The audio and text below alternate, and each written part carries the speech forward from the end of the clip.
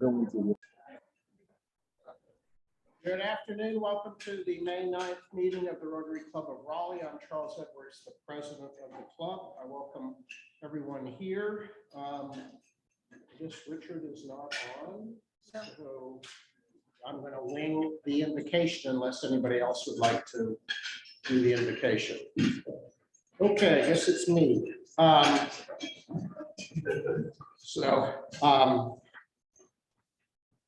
This is great. Let me see. I'll give me a minute before I start mumbling uncontrollably. I guess on a glorious day like today, we need to give thanks for where we live, and we're not under the boot of an invader like many countries are, especially one that is a little bit east of here. We need to thank each other for being partners in service above self. We need to thank our families, our friends for their support as we do service above self.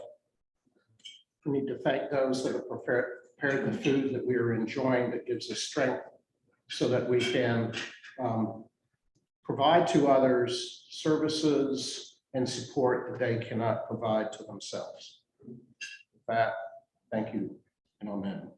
Would you please rise and join me in the Pledge of Allegiance?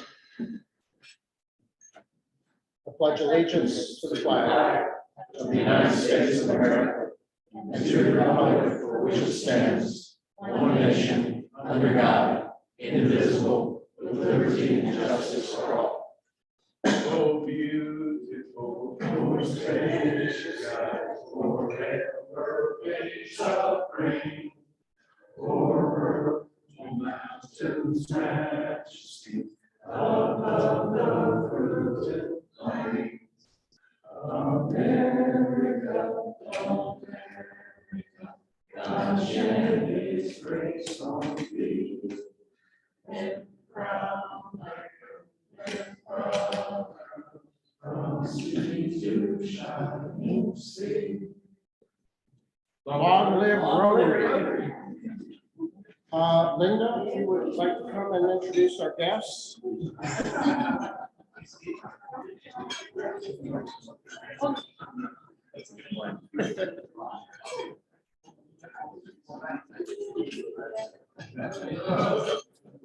Okay, we've got a full house today, so I guess the beautiful weather brought us a lot of guests. First of all, we do have Joan Baker, who is with her husband, Prentice. If you'd just like to stand up and say hello. Okay, and then we have Jessica Cunningham, who recently moved down from New York. Would you like to, or I'm sorry, Pennsylvania, first New York. Would you like to just stand up and introduce yourself briefly? I'm a new member of the Club, and I moved down from Pennsylvania.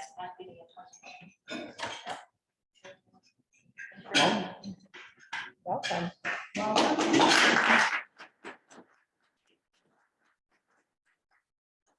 And we have Barbara, and I am so afraid of butchering your last name, so would you please stand up and introduce? I'm Barbara. I'm from Kampala, Uganda. I belong to a prayer class in Kampala, Uganda.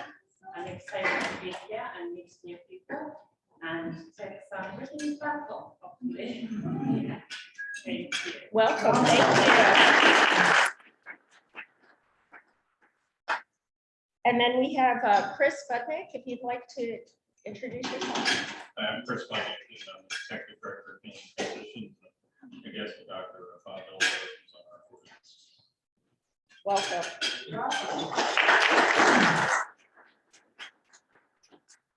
And then we have Sarah is here. I'm sorry, no, Jonah. I can't read. I'm sorry, Jonah. Hey everybody, I'm Jonah. I work with History Acquisition and Advisor. Welcome. And then we also have Steve Smith, if you'd like to stand up, please, and introduce yourself. Yeah, hi there, everybody. Steve Smith. relocating from Wake Forest, North Carolina to visit you for that. So, long-term North Carolina resident, my family, 5 kids, and I run a CEO advisory practice in the Raleigh Rotary area. So grateful to be here. Thank you. And then we have a return guest, Dick Francis. Sorry to call on you while you're trying to get your food, but if you'd just like to introduce yourself one more time. Thank you. Is there anybody that I may have missed on Zoom or in the room? Okay, thank you. Welcome, everyone. Thank you, Linda. Don't forget the blue buckets. That's for Alzheimer's research. That doesn't go away, although recently they've made some great strides. So every dollar helps. So don't forget that. Is there any happy dollars for today? Anything that people want to celebrate? There were a few graduations over the weekend, I understand. Okay. Oh, Terry. Y'all remember at the beginning of the year, a friend of Paul's and mine, John Mady, was made for me, came to talk. This is their 5th anniversary this week, and they're having a fun celebration at the Natural Science Museum. So I'm gonna give them $5 or $5 happy dollars for them. Great, super, thank you. All right, just a quick word about Bill Lameth, former president of this club. As you recall, he had a horrific skiing accident earlier this year. He was released from Rex Rehab on Wednesday, but evidently he's got a long way to go in terms of regaining his balance, being able to walk, etc. So keep him and his family in your thoughts and prayers, please. Quick review of upcoming meetings. Next week, Jason Christie of the Triangle Business Journal will be with us, followed by Mike O'Donnell, who will talk to us about Easter seals. So, of course, we're not meeting on the 30th because that is Memorial Day. We'll wait for the music. Okay.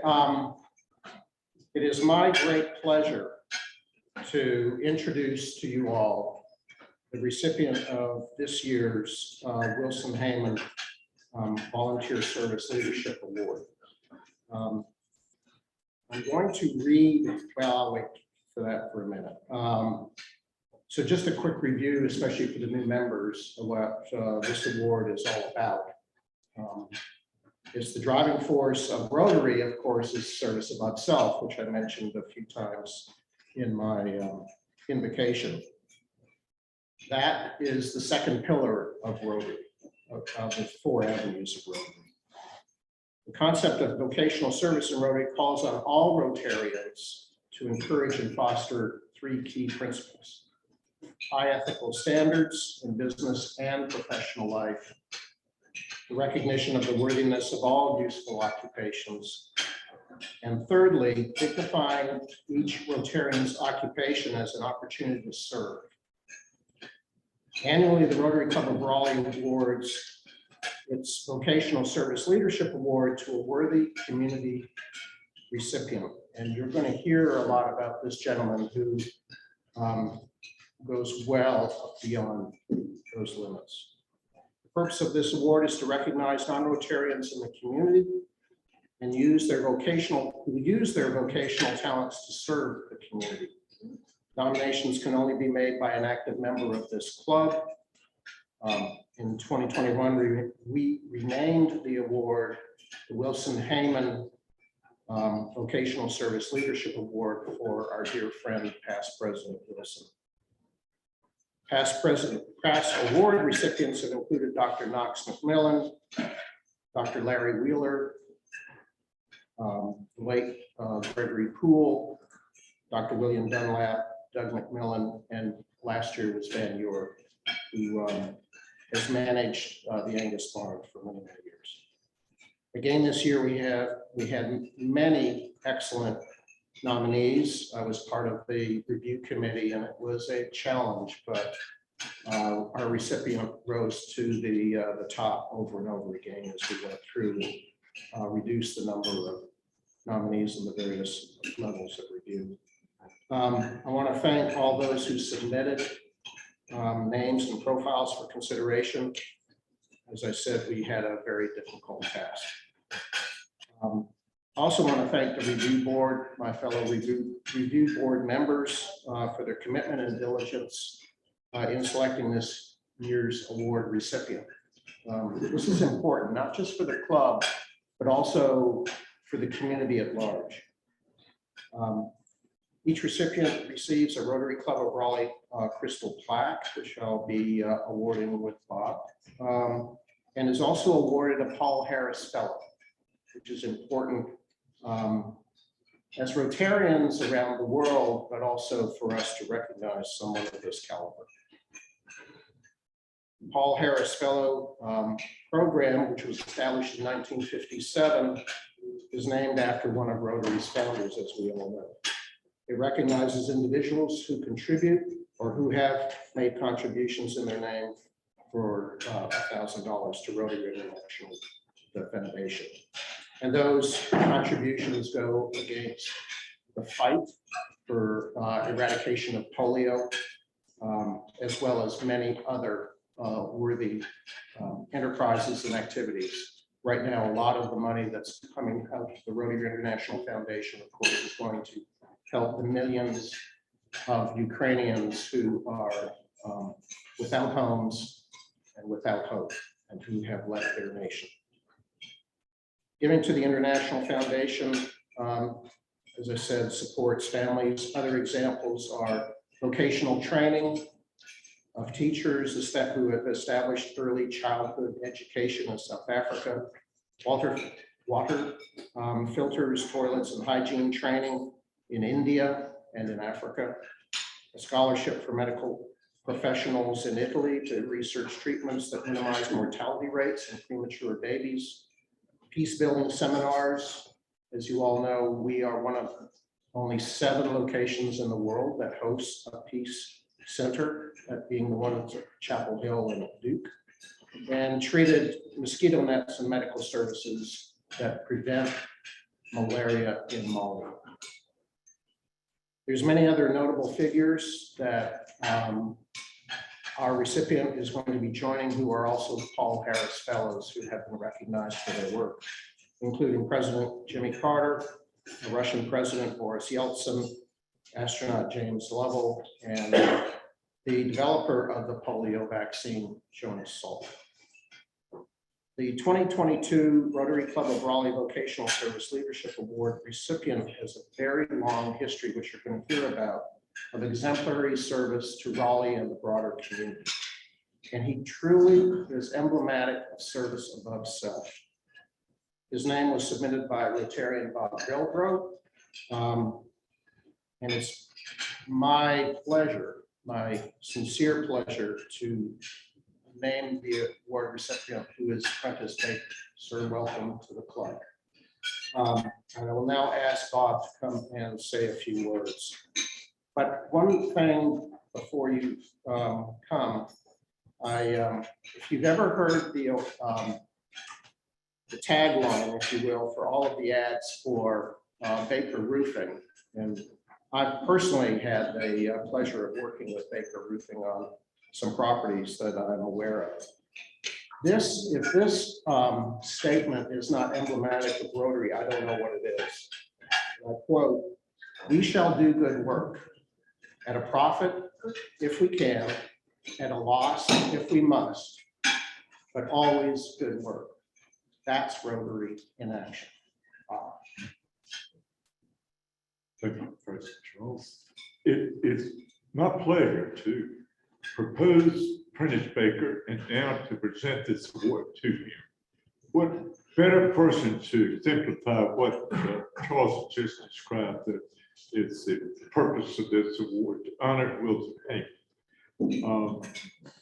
Prentice grew up in Raleigh. He spent all of his years here except to go off to Wake Forest University. And he went to the public schools here, graduated with his wife, Joan, from Broughton High School, went to Wake Forest, and then came back here to go into the family business, which had been started by his grandfather in 1915. Prentice had not been with the company long after his college time when his father suffered a heart attack. Prentice, at age 23, was thrust into the leadership of this company, Baker Roofing Company. That time it had 10 employees. It now has, the last count I had, you're up to 481 employees in Raleigh and about 1,100 employees over 25 sites in 8 states. Incredible. And Prentice still has a plaque hanging in his office. I was going to quote what Charles just shared with you, that his grandfather had that saying at the beginning of the business in 1915. And Prentice has sustained that commitment to always do good work. And his work with that company, Baker Roofing Company, has been quite a story in itself. But in addition, he's done great things in the community for people in need, specifically Boys and Girls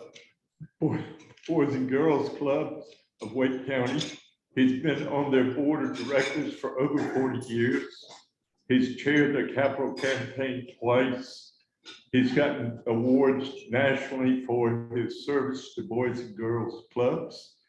He's also been on the board of directors of the Salvation Army for over 40 years. He's now a lifetime member there and has chaired their capital campaign.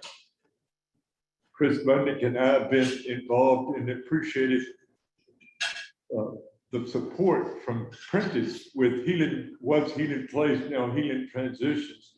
Prentice has been very supportive of that, the mission of that place. And his company has actually employed several guys who finished the program, Healing Transitions, and established themselves in recovery.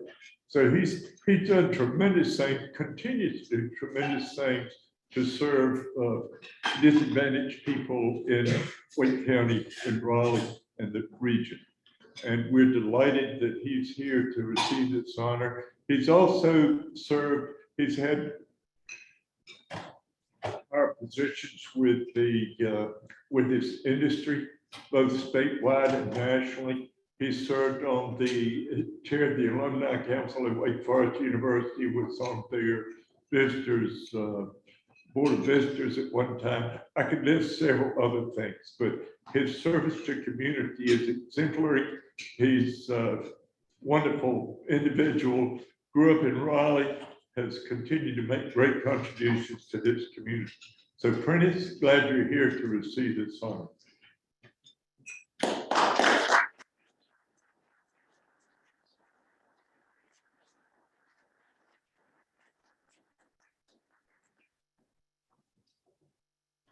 So, on behalf of the Rotary Club of Raleigh, okay, I would like to present this award, one of many, but for us, this is an important award. We thank you so much. Thank you, sir. And we have one more thing before you do that.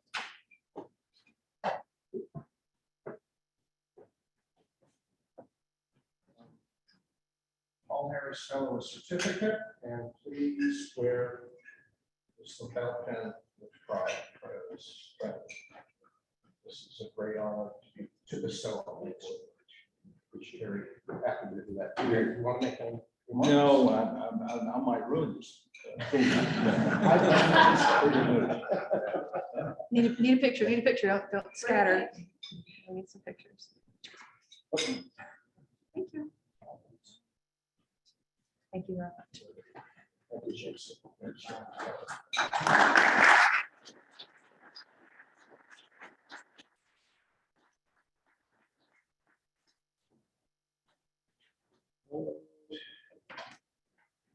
Good. Richard. Service? Yes. No, I'm that's not calling out your name. Good afternoon, Rotarians. As you recall, last meeting, I mentioned a volunteer opportunity with Wake Up and Read. Richard, Yes. the people on Zoom can't Oh, see or I'm hear sorry. you. We're good now? Okay.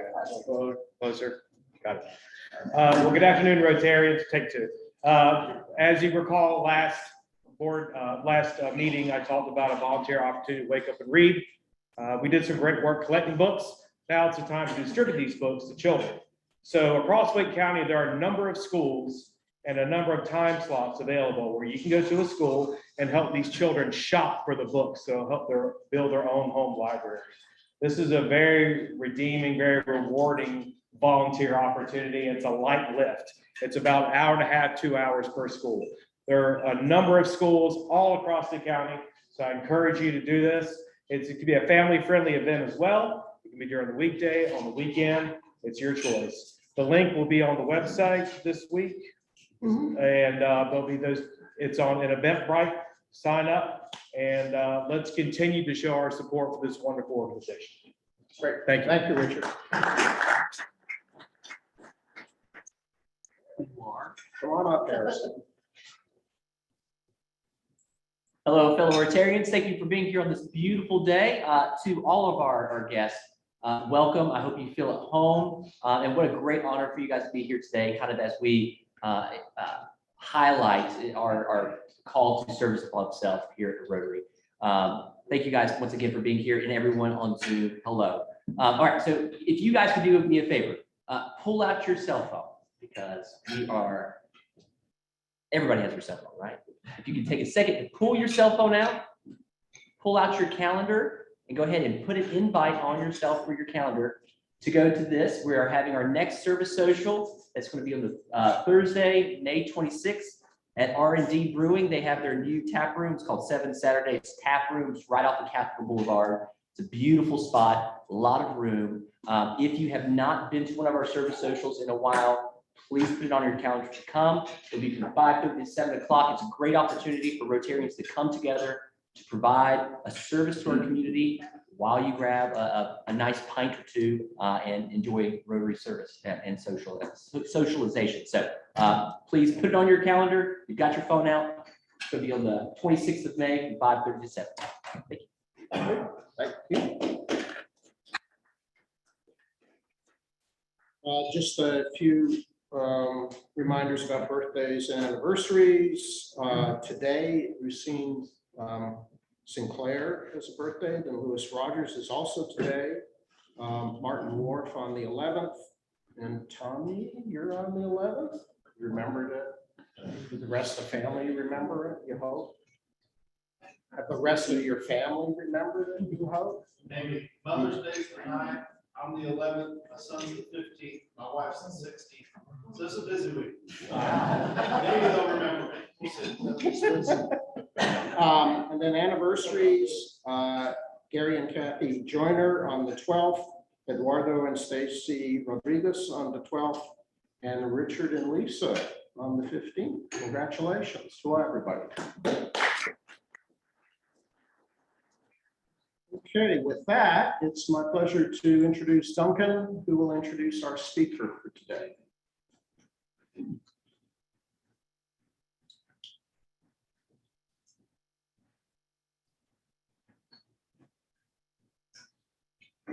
Good afternoon, everyone.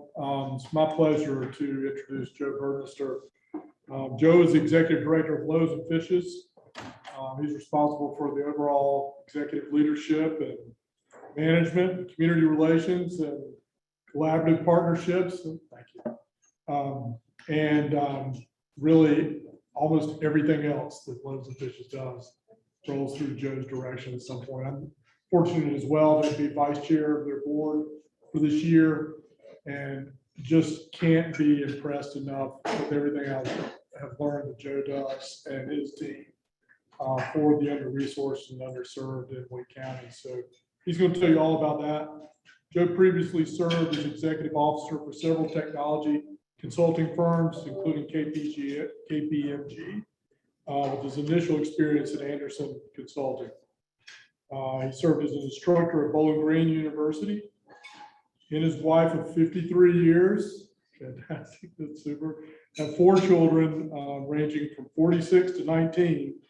And they have fostered over 80 plus kids in their families, which I immediately sent him an email and said, is that a typo before I set that up there? And he told me the story. it could be an entire talk itself. That's a very impressive job. He participates regularly as the oldest person in an outdoor boot camp called Camp Gladiator. Some of you may go to that. And he loves to run, enjoys contract bridge, reading, and singing. With that very humble introduction of somebody who does so much more than that, I'll introduce Joe Burmester.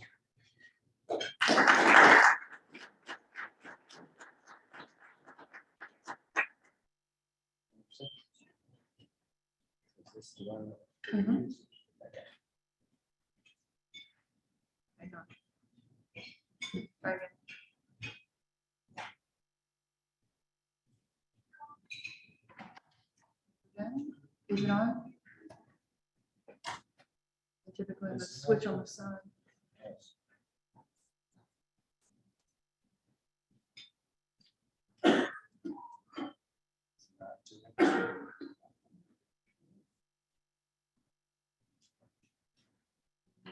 You want to use ours? Sure.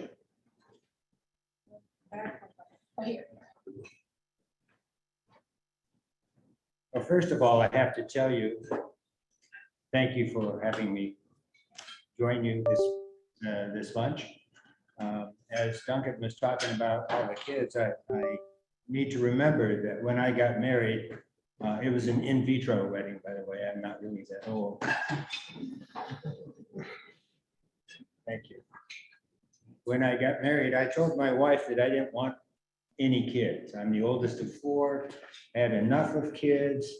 And so here we have 4 of our own and 85 that have gone through our place. And I'm running an organization that only works with kids. Apparently God had a different plan for me. So that's a good thing.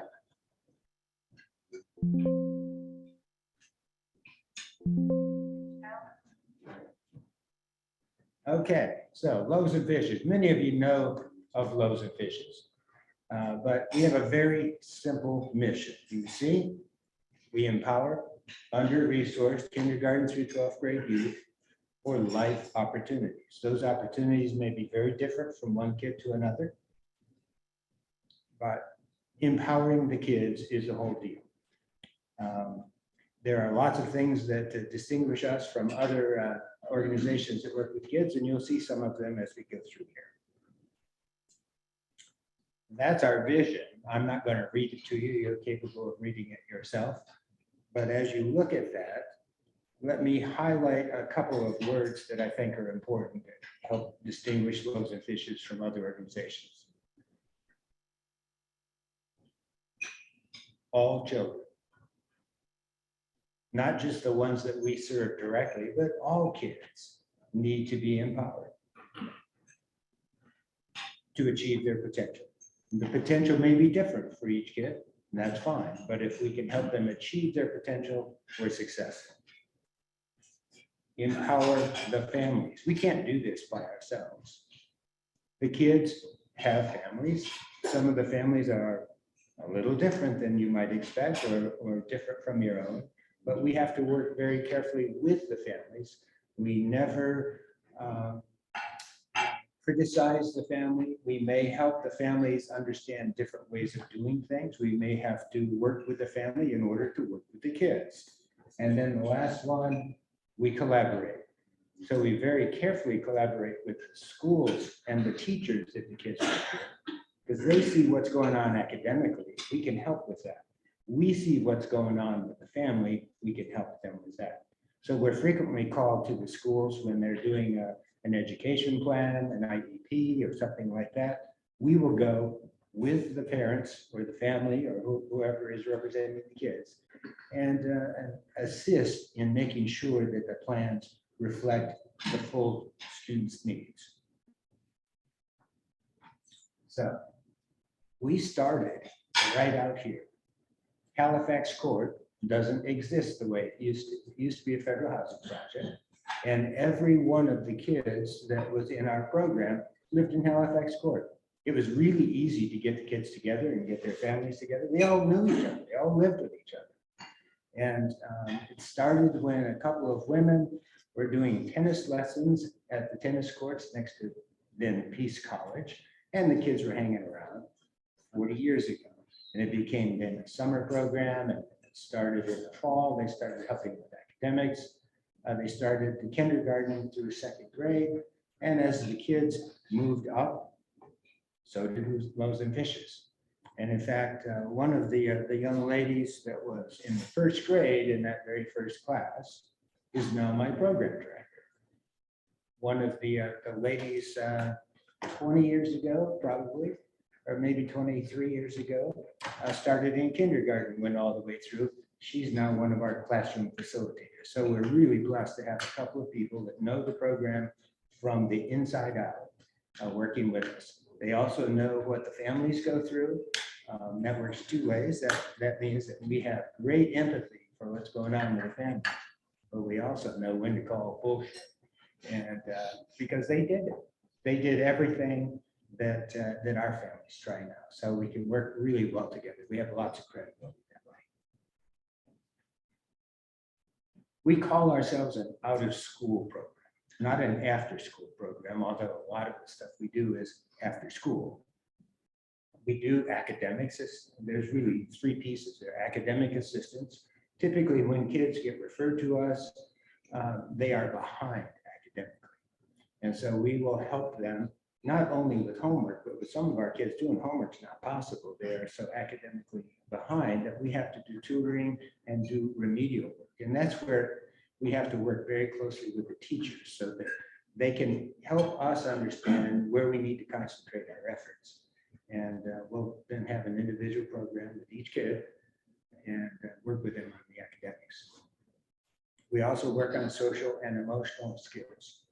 A lot of our kids, when they start working with us, have two emotions. They're really angry or they're really happy. That's it. They don't understand the gradations and they don't therefore understand how to respond to situations that don't go well. So that means that sometimes our kids get labeled as behavior problems, and they may very well have behavior problems, but sometimes it's because they don't know how to respond. So we help them understand feelings and different ways to respond to those feelings. The last point there, enrichment opportunities. We try to make sure that our kids get the chance to do things that other kids get to do. And that may be as simple as doing a picnic in a park. It may mean going to the zoo.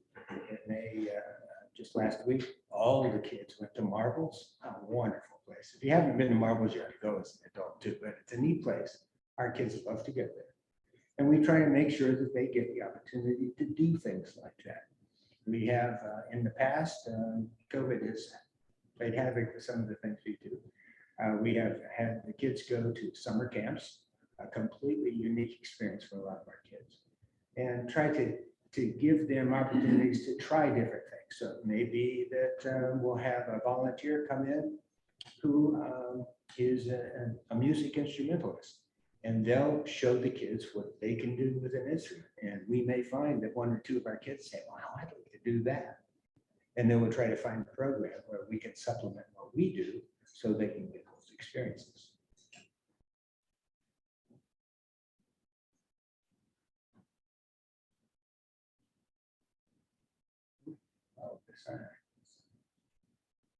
Okay. So Duncan mentioned he's on the board. We have 3 full-time and 5 part-time people. Everything we do is related to the kids, which means that I get to take out the trash. I'm the overhead guy, but I also get to drive the bus once in a while, pick kids up at school and that kind of thing, because we do actually provide our own transportation after. We work 4 days a week after school, and then there are evenings and weekends where we'll do other kinds of activities. And again, depending on what's going on with COVID, we try to do things in the summer. This year, it looks like we're going to have 3 or 4 weeks of activities that we will do in the summer. We have a volunteer board of directors. Duncan is our vice chair. Right now, there are 11. If any of you are interested in considering being on our board, I'd love to talk to you. This is the time of year because our fiscal year ends May 31st. So we're going through this process right now. We haven't told Duncan he's going to be chair yet, but our budget is about $240,000. All of it raised by donations and grants. We don't charge anything for our services. If a kid starts working with us in kindergarten, they can go all the way through high school at no charge. Once you're in, you're in.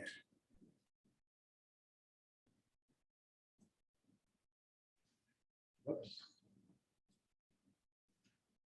Okay, right now we have 24 families, a little over 30 kids. I can't give you a precise number because especially at the high school level, they get really busy doing other kinds of things. They may get a job, they may get sports, and so they'll be in and out, and that's fine. We don't want to discourage any of those kinds of things. We'll work with them on that. That's about 30 kids from 24 families. 18 of those families are headed by a single parent. Not always mom. It may be a grandma. It might be a dad. We've got a couple of families that are headed by a single dad. And most of the kids come from Southeast Raleigh. I'll speak to that a little bit later. Right now, every one of our kids is Black. Not a requirement, but that's just the way it is right now. We hold our after-school program at Westminster Presbyterian Church. That's on East Whitaker Mill between 5 Points and the Snoopy's on Wake Forest, to give you some landmarks there. We've only been there for about a year. We spent a long time at the middle of our history at Millman Memorial Presbyterian Church out on Newburgh. That's going to be torn down, if you didn't know that, this summer, and become low to moderate income senior housing. So it's going to have a good use, but it's not there for us anymore. We provide transportation. I mentioned that before. A lot of our families don't have reliable transportation. So we pick the kids up at their schools and we bring them to the facility at Westminster. Sometimes the parents can pick them up at the end program. Sometimes we have to take them home. We've also got a central transportation hub at Mount Peace Baptist Church over at MLK and Raleigh Boulevard, and some of our families will meet us there and pick up their kids. We use lots of volunteers. I think the previous slide said more than 100. It's hard to say at any one time who's volunteering. Sometimes we have people that love to come and do some tutoring after school. It may be as simple as sit down and let a third grader read to you, or you read to them. It may be that you're doing a project. It may be that you're working on an event with us. We just finished a chicken sale. First time we've done that. We traditionally had a chili sale, and we'd have 20 or 30 people cook chili, up to 700 quarts of chili. And this year they decided getting all those people in a small room when COVID was going crazy didn't make sense. So we canceled the chili sale and we did a chicken sale instead. So there are some events where somebody says, that's all I want to do is work with you on this one event, and that's terrific. There are others where they'll say, oh, we just love kids. And so I'd like to come in once a week, same day, work with the same kids, build a relationship. That works really well for us. Okay, so I want to talk a little about the community from which the kids come, and then I'll tell you about the profile of the kids themselves. I don't know if you're aware, we've got 250,000 kids in Wake County. And the average median income in Wake County is $83,500 or something like that. It keeps changing, obviously. And for any of you statistics people, it's median income, not average income. That means that half the folks are less, half are more. 26% of that 250,000 kids live in poverty or low income families. And that last one is a really scary statistic for me. 40% of those kids are not reading proficient in the 3rd grade. And that's a magic time. If you're not reading proficient by the 3rd grade, you're going to struggle. So a lot of the kids are struggling in our community.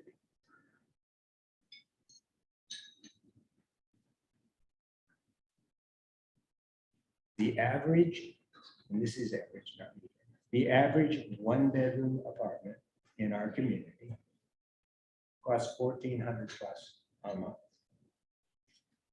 And those numbers are going up fast. In the last 3 years, they've gone up 20%. And this year, they may go up 10 to 15% in 1 year. You know what the minimum wage is. If you were lucky enough to work full-time, even at that, your income is 15, 16 grand. If you got $15 an hour, which people are saying is the lowest possible living wage, you're still only going to make 30, 32 grand. So that's what our community looks like. Let's look at our kids. Our kids and families have 4 major issues that they live with. Food insecurity, of having affordable and stable housing. We had a family 3 or 4 years ago that in 1 calendar year had 18 different addresses. That's nuts. The kids don't worry about algebra when that's happening. They want to know whether mom got my toy when she had to move out of this apartment. Transportation is an issue. A lot of our families have either no transportation of their own and rely on public transportation, or it's not very reliable. And so we frequently get involved in providing transportation and having living wage employment, which drives a lot of the other issues. So of those 24 families, we talked about AMI.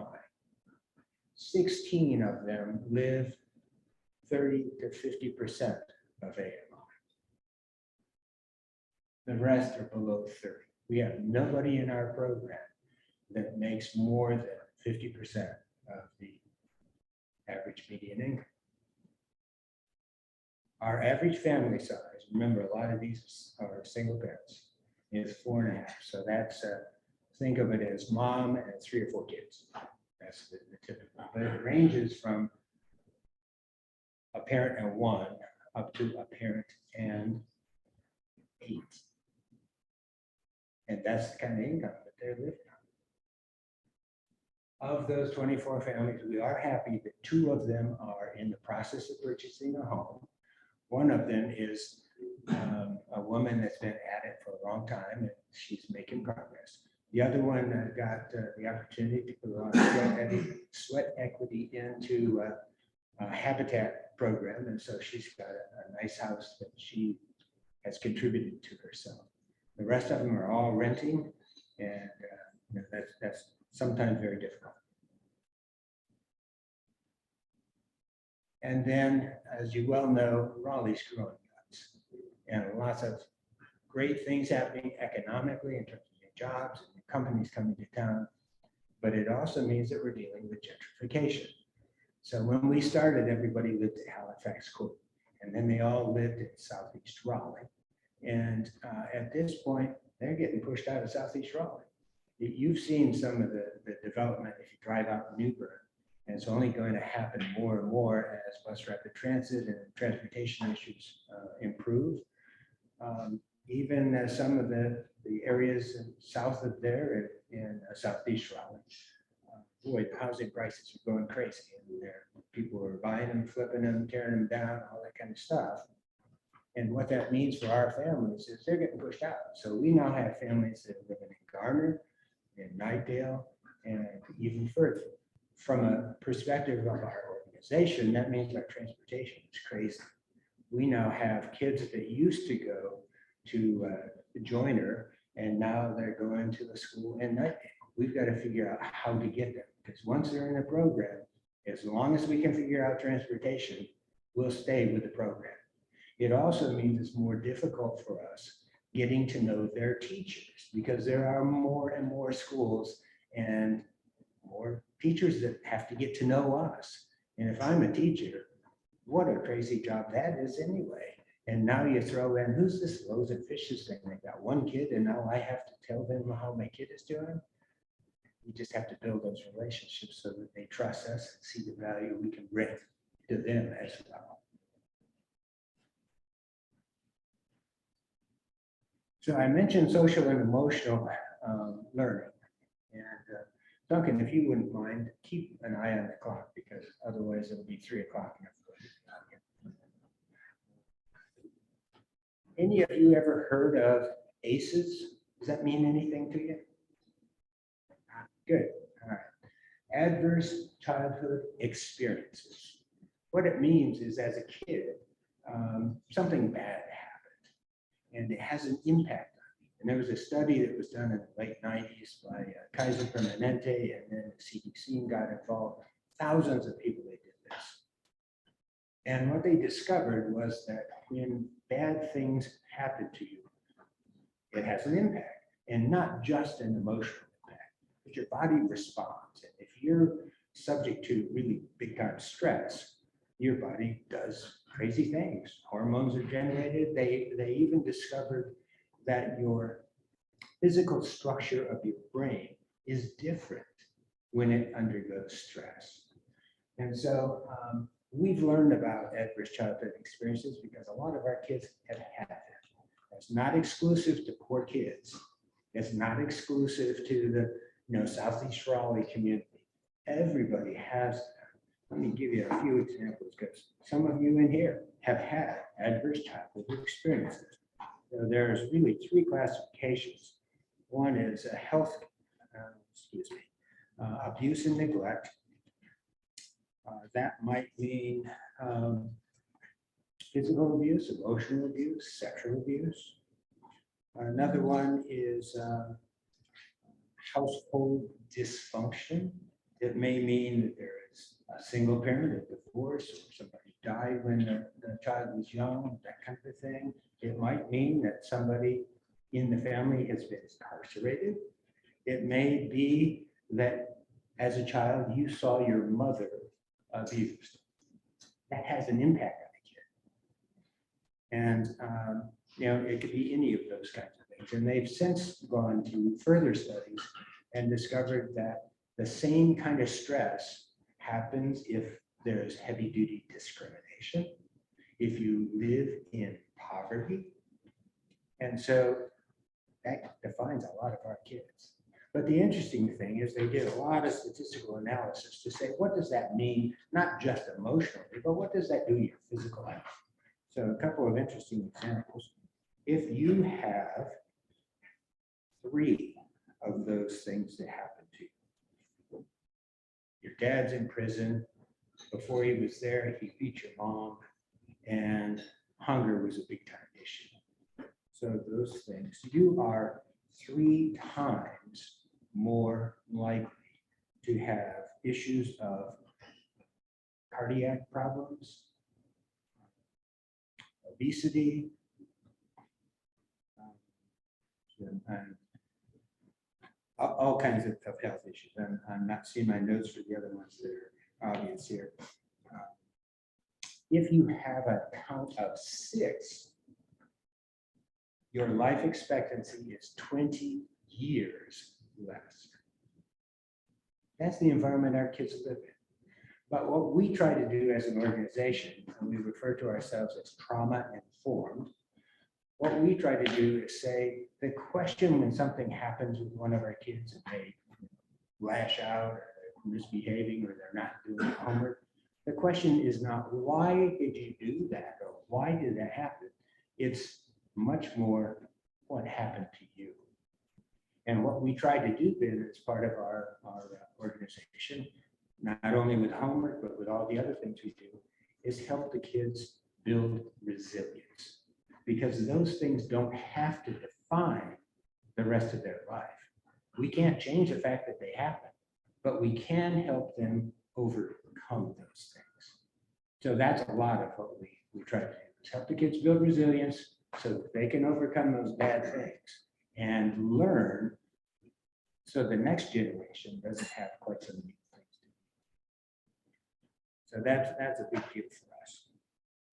One of the things that, doing a little research before I get here, and even just listening to you this morning at lunchtime, you talked about the service above self. And I looked at some of the organizations that you guys support. It's awesome. We work with Poe Health too. We work with Alliance Medical, and we work with Safe Child and Interfaith Food Shuttle. You guys are working in the same area that we do, and that's a wonderful thing. And even the one that The gentleman was talking about Wake Up and Read. We partner with Wake Up and Read so that our kids can get books. So we're in the same community, and I appreciate the fact that you guys are working with the same population that we do. I already said all that stuff. That's our job. Build resilience. Help educate the families. That was, there's a movie called, or film called Resilience. And we showed that to the families, to the parents of our kids, blew them away. They didn't know why they responded the way they did until they saw that and said, oh my God, that's me. And that helps us all be on the same page with our kids. Okay, so you can read that. I don't need to read any more to you. The most important thing in terms of building resilience is having at least one stable relationship. So to the question that you didn't ask, but I will ask you. If you are interested in saving some of these kids from the impact of their ACEs, building a relationship is the way. It doesn't have to be deep. It just has to be stable so that the kids know there's somebody that cares about me. And that's the biggest step in building resilience. So if you're interested, we'd love to have you. We obviously, the last one there, you do that too.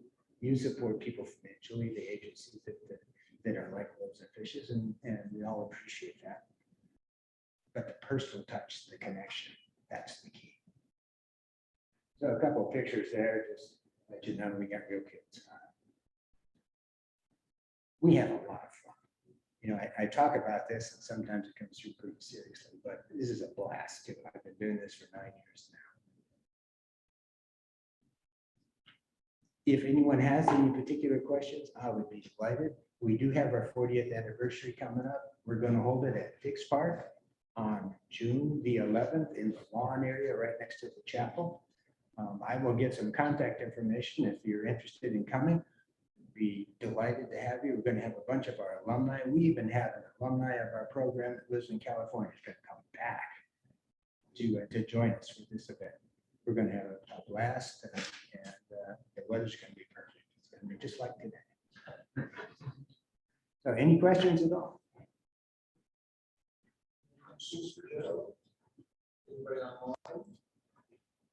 No questions in the chat. Yes. Is your capacity 30 kids or what's your highest? We could do more than that. The facility that we're in, we could probably handle up to 40. There are two issues in terms of capacity. One is financial resources because I have to pay my staff. And the other one is class size. We don't want to have a class of kids more than about 8 or 10 so that we can have a lot of personal interaction. And the more volunteers we have, the more we can spread out our paid staff. But we could definitely, you know, we can get another 10 easily. We've talked about whether we ought to have different locations of Loaves and Fishes, especially given gentrification and kids are getting spread all over the place. I have not decided we can pull that off yet. How do you get your funding? More than half of our funding comes from individual donations. Probably a quarter of it comes from faith communities. We'll be in a church's missionary budget, a mission budget, or you know they'll run a campaign for us or something like that. We do have some foundations and businesses that support us, and right now we have a grant from the city of Raleigh. It's essentially federal block grant that is administered in terms of neighborhood improvement activities. Any other questions for Joe? Well, thank you Terrific. so much.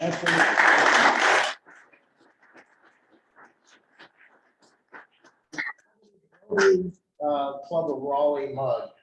You, I think you need that. I do need that. Thank you very much. Thank you very much, Joe. Again, congratulations, Prentice, for everything you've done for the community. We're proud to have honored you today. Thank you, Joan, for joining.